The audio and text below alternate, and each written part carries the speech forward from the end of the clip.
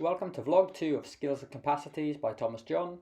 This vlog I will focus on how skill and capacity impact speed, agility and change of direction drills. Before getting stuck into my speed and agility drills, I will recap on my understanding on what skills and capacities involve and relate this specifically to speed and agility. Take these two images for example. Why is it that some athletes are able to perform a spectacular movement and others fail at the simpler tasks? For an athlete to perform any type of speed or agility movement, it is vital that they have diverse motor skills to allow for a variety of different sporting scenarios. Let's take this American footballer for example. Although he may not practice catching whilst flipping backwards, his motor skill ability allows him to react in such a way and this movement emerges. The second skill related component I consider is how familiar the athlete is with the sporting environment. Have they experienced this before? What do they perceive in that moment? Is the movement at fault or is it a lack of game understanding? Finally, the last skill related consideration I assess is the actual technique of the athlete. Do they understand the movement, and when showing the athlete the footage back, is that what they were trying to perform? Now let's recap capacity. The first capacity consideration I make is whether the movement is being impacted by the strength and power of the athlete. Perhaps the technique is spot on, but the athlete can't handle the approach speed or the reactive component. Also, does the athlete even have the joint range, either through flexibility or mobility, to perform the movement? Finally, when assessing movement, it is crucial to consider the condition of the athlete. Performing a sprint in the first minute of the game may look very different to a sprint in the last minute. Due to the coronavirus pandemic, I will be using myself as one of the athletes. Here is Megan, a 25-year-old netball player who plays as a centre, and this is myself, 25-year-old rugby winger. Before selecting a speed drill for Megan, I felt it was important to highlight some key parts of her sprint to add context to my drill selection. In this freeze frame, I've highlighted two areas of development for Megan in her knee drive up to the terminal swing stage and her arm swing position of the opposite arm. The triple extension of the takeoff leg is good, but if the opposite knee is unable to achieve greater height during the terminal swing stage, it will most likely reduce the overall force achieved on contact. The drill I have selected for Megan is the A-skip.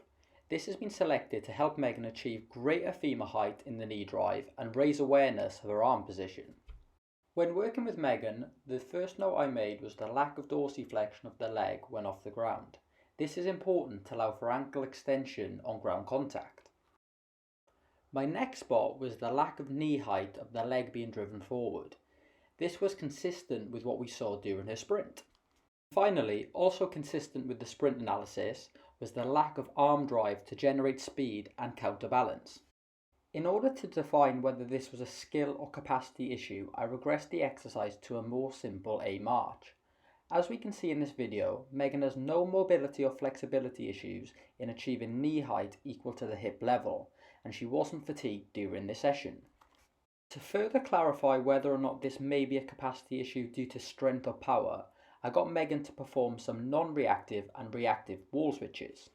From these reactive and non-reactive wall switches, I concluded that Meg does have the capacity to perform the knee drive, and it is more likely that the issue is due to the fact Megan has become normalised to this technique and motor pattern. My next intervention was then to provide Megan with some external feedback during the A march and the A skip. I did this by holding a stick level with her hips to give her the guidance of how high to drive her knees without the need for verbal coaching. As we can see, the introduction of the stick results in Megan driving not only higher with her knees, but also faster, and her arms are now reaching eye level with a better rhythm. This footage was later recorded with Megan, and the improvement in such a short time was pleasing. As much as the external feedback of the stick may have helped, this quick improvement further supports the fact that Megan had a skill technique issue and not capacity. Okay, moving on to the change direction drill that I used to improve Megan's power step. The power step is commonly used in sports such as netball and rugby and involves a re-acceleration into a different forward direction. Here is the drill. Megan verbally states that she finds this drill hard to do at speed.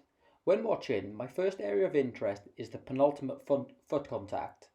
Here Megan demonstrates a good backwards lean to decelerate, but struggles to generate any forward shin angle to absorb the force. When viewing from the front, I am happy with the technique shown. Megan shows good foot displacement outside of the centre of the mass, a low body posture, and the knee, ankle and torso have turned to the direction she wants to go.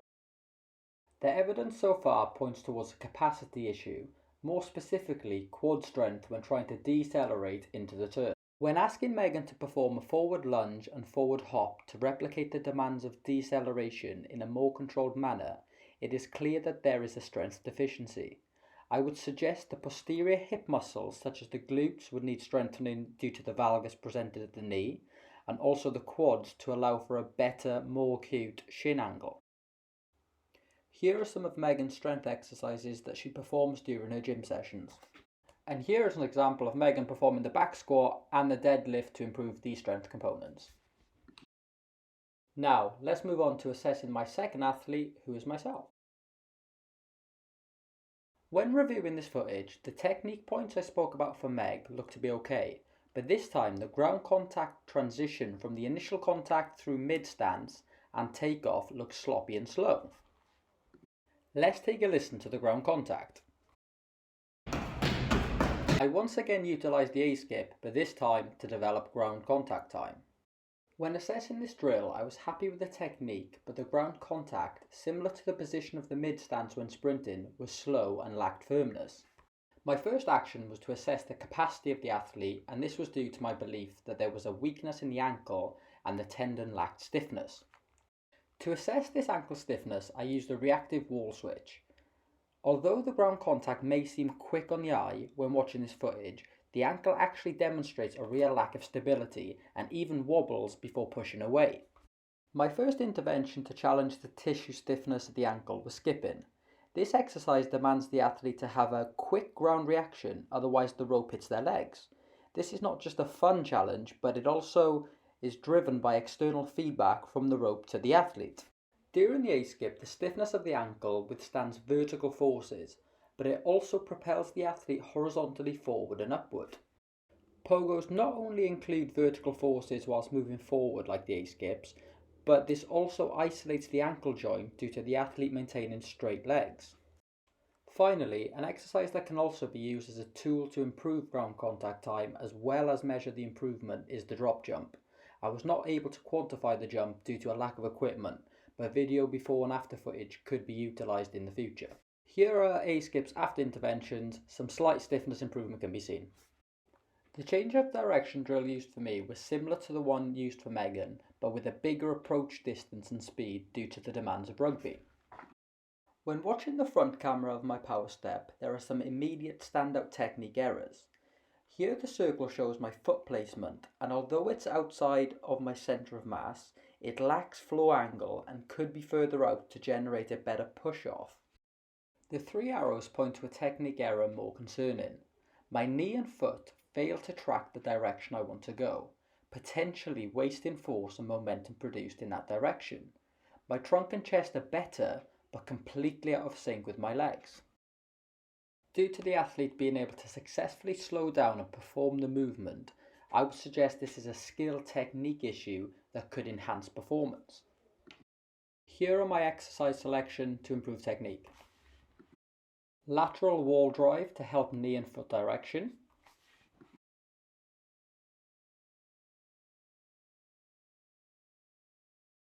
Reduced approach and external foot placement aim. Bigger approach and external foot placement aim. Back to the original drill. Finally, a reactive version relatable to rugby. Here are my concluding thoughts. It is important to evaluate whether your athlete has a skill or capacity-based issue, because this ultimately leads to the intervention needed to improve the athlete. When looking to improve speed or agility drills, it is important to consider the specificity of the drill to the sport. Sport improvement is the main aim, not improvement of the drill. When assessing speed and agility drills, you need to dig a little deeper into the athlete's movement. What you see in a drill may not be a true representation to what is the cause. And finally, methods such as the constraints-led approach and external feedback are useful tools to improve movement. Thank you for watching, and I look forward to your feedback.